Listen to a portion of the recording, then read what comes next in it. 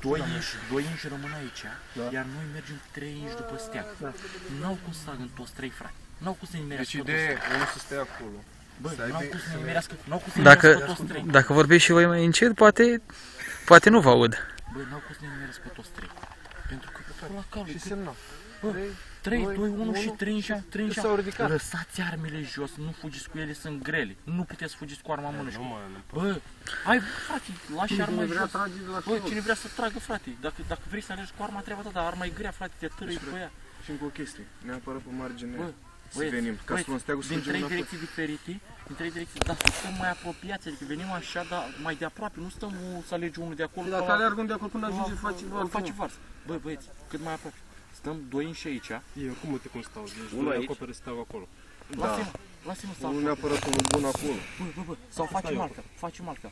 Alergăm 3 inși, 2 stau în față, 1 stă în spate.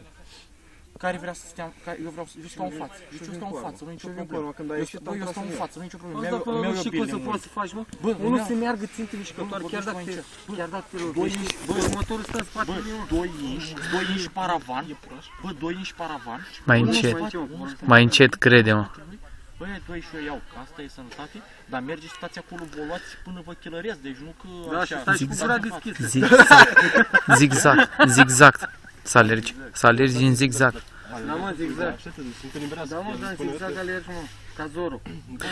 Țuși, că se ridică pe Goofy. Eu zic că dacă mergi în zid, frate, chelărești pe 2, de la al 3-lea ia steagul și apoi și voi fugiți înapoi cu mine. Și oricum nu știi cine trage, Dacă mă. sunteți morți, fugiți înapoi cu mine. Nu, dacă ești mort, ești afară. Ești afară, da. Te târăși, mă, zici că e doar rănic, bă. Zici că e doar rănic și te târăși până la steag, mă.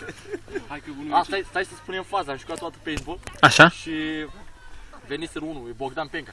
Și se duce la unul, îl nimerește și ăla a început să ridice. Și îl ia la foc. Bă, dar ce mi-ai tras, mă, că a murit? Mai mișca.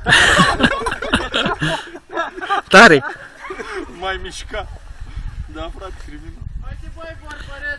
Gata?